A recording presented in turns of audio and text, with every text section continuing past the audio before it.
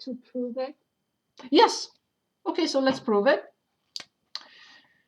So we want to differentiate this with respect to x. So let's differentiate.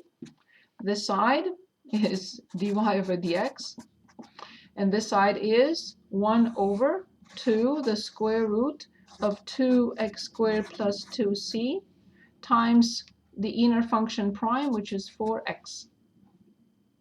I will simplify by 2, and then I get dy over dx equals 2x over, what is the square root? The square root is y.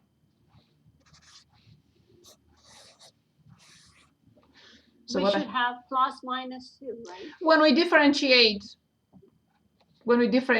it doesn't matter. Okay. So it's not wrong because I have it. So it could be negative. So you're saying the plus or minus?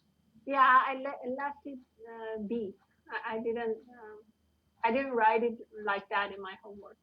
That's fine. Even if I put plus or minus, it's going to be the same. Yes, it's not going to affect anything. So all we have to do is just replace this by what it is. It's the y. So it's a perfect question. Let me explain again here.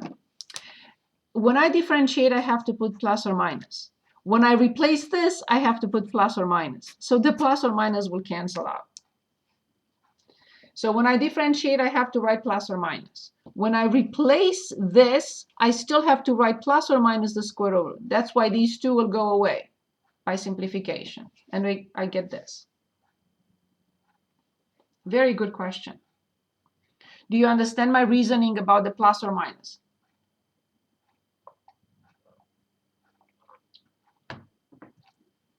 No. Okay. So let me do this again, and you'll understand it immediately. So the function that we just determined was this, correct? Correct? Yeah. Okay. So I want to differentiate this function. When I differentiate this function, I have dy over dx equals plus or minus 1 over 2 the square root of 2x squared plus 2c times the inner function prime. I meant 2x, of course. Is that correct? Yeah. Now I replace this by plus or minus y. 2 goes away with 2. So now I have dy over dx s plus or minus x over plus or minus y. I simplify the plus or minus, and I get x over y. Of course, with a 2. Where there was a 2 in there. Because it was 4, that's why. So 2x prime is 4x. Mm-hmm. So I had a plus or minus from differentiating it, and another plus or minus from replacing it. You understand why plus or minus from the top with the plus or minus from the denominator will cancel out. Okay, yeah. So then dy over dx is 2x over y. That's why I didn't put it into account here, but you're right. Why not? Let's put it in so it's clear. Thank you. So you have the, thank you. You have the plus or minus from differentiating, but also you have another plus or minus from replacing this square root with plus or minus y. Yeah. Perfect. I understand. Awesome. Great. Do we have other questions? Is there anything else? Very good. Very good questions. I love the interaction. Thank you. I love all these questions. That's why we're here. Awesome. So we do have one last chapter to look at. Chapter 6. I'm going to start with the easiest section because it will take us 3 minutes, 5 minutes. And it will, it's only calculator work. And it's basically, I wouldn't say it's really connected to the rest. It's called linear regression. So this is 6.4. What does linear regression, what is it all about, and why is it here in chapter 6? I didn't even say what chapter 6 is all about. So, because it's not really, in my opinion, very connected to that. So let's suppose I collect data on each and every one of you. Student 1, height and blood pressure. Student 2, height and blood pressure. Student 3, height and blood pressure, and so on and so forth. Let's say this is the height and this is the blood pressure. And after I collect ordered pairs for each and every one of you, I plot them.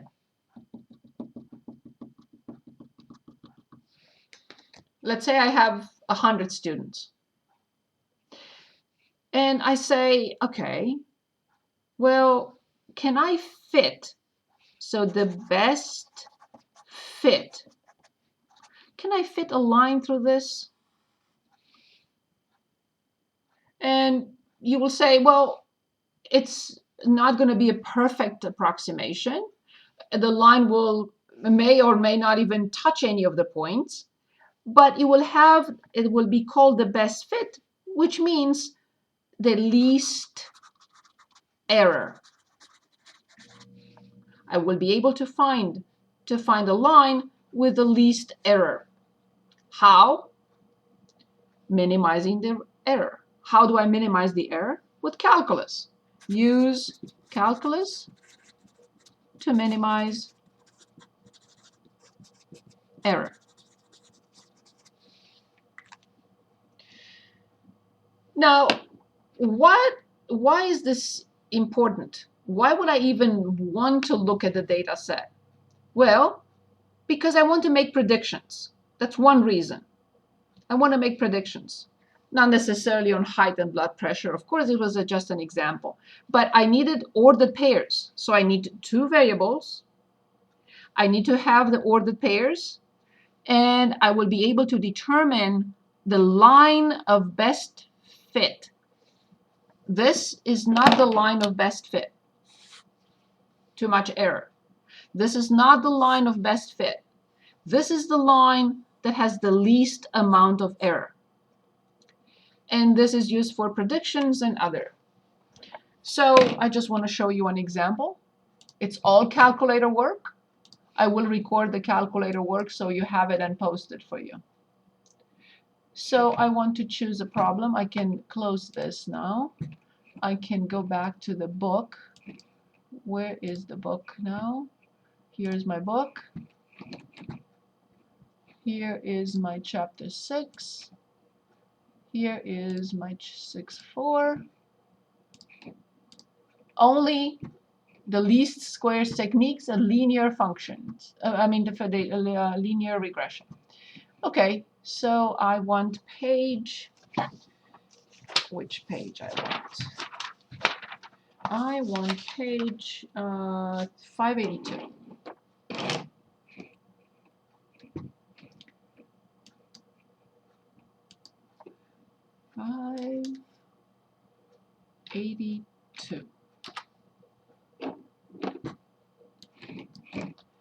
Okay. Do not do the exponential regression. If you find it, let me know and I'll remove it. Linear regression is all we need. Okay. So let's say find the linear regression line, which is the line of best fit for the given information. So I'm going to copy this problem. And I am on page, I think, 6. Okay. So this is what problem did we choose? We chose 10 on 582. And I have x and y. And this is 0, 1, 2, 3, 4, and 78.38, 81.54, 84.43, 85.83, and 92.98. Perfect. So I go to the calculator. This is what I was doing with Jackie a few minutes ago. Let's get out of there.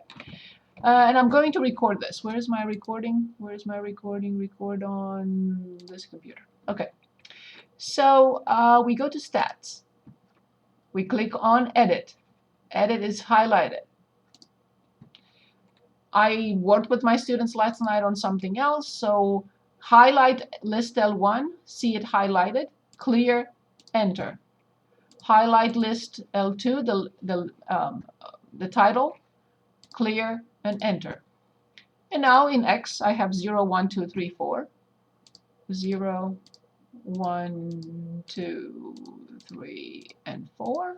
And the Y is, in order, correct order, of course, 78.38, and then 81.54, and 84.43, and 85.83, and 92.98.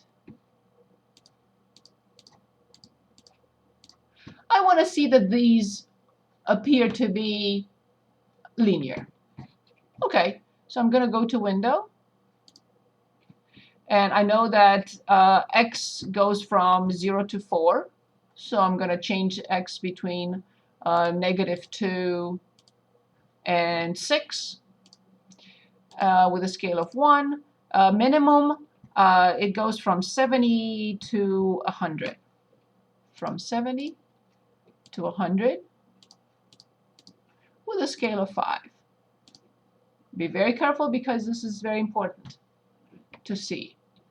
And I go now to second and stat plots because I want to see this. And I want to turn it on. And it doesn't matter what you want, any mark that you like, square, cross, whatever. I have the square. And I plot and I press graph. Oh, I had also something else in here. Let me remove that. I wanted to remove it, but I didn't. Okay. So I'm looking at this graph. Yeah, okay. Not too bad. It appears they are kind of in a line. So how do I determine this line of best fit? I go to stats, and now I want calculations. Here it is. Here it is, linear regression line. So I'm going to choose 4. List L1. I had done something else earlier, so list L1 is the X. List L2 is the Y.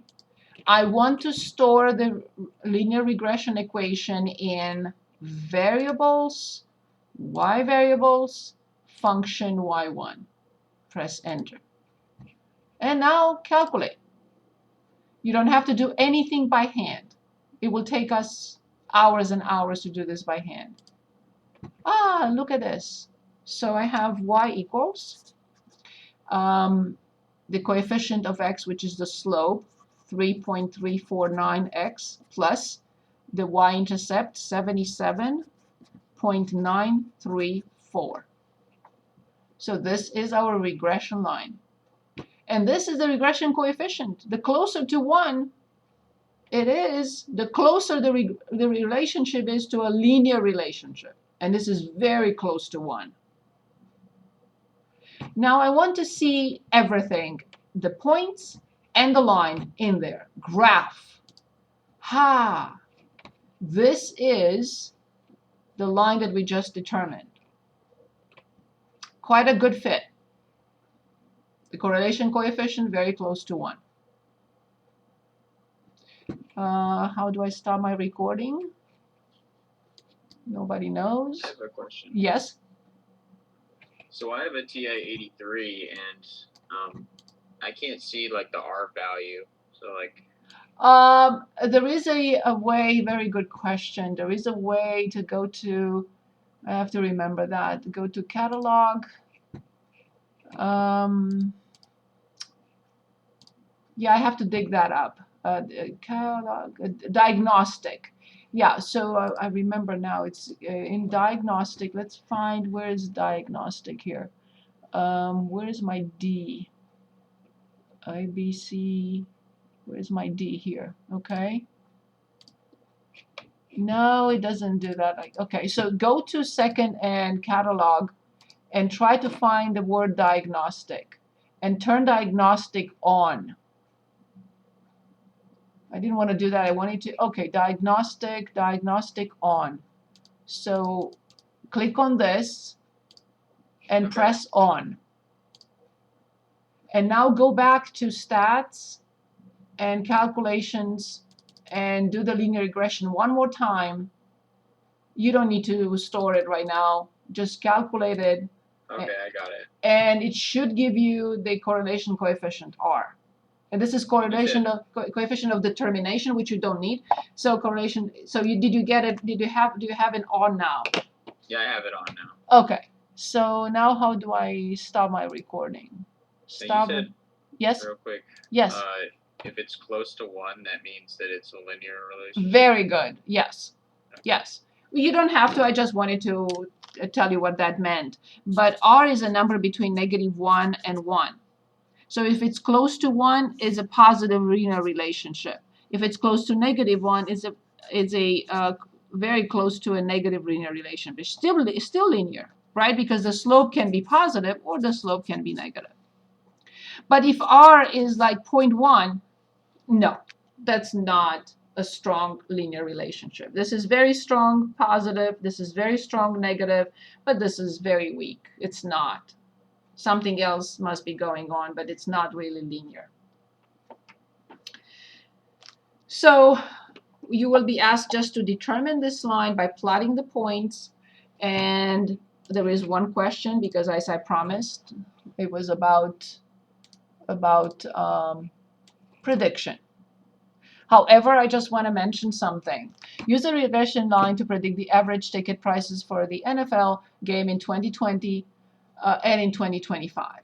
Look what happens here. So this is between 2012 plus 4 years, 2012 to 2016. They're asking us to predict 2020 and 2025. This is way out of the range. So be very careful. Nobody guarantees that this linear regression is going to still be valid at that time, right? So 2012 means time equals 0. 2020 means t equals 8. And 2025 means t or x equals, what was that? 13. So careful with that, because the range here was between 2012 and 2016. So you can say, if you guarantee that this will still be valid, then I will give you a number.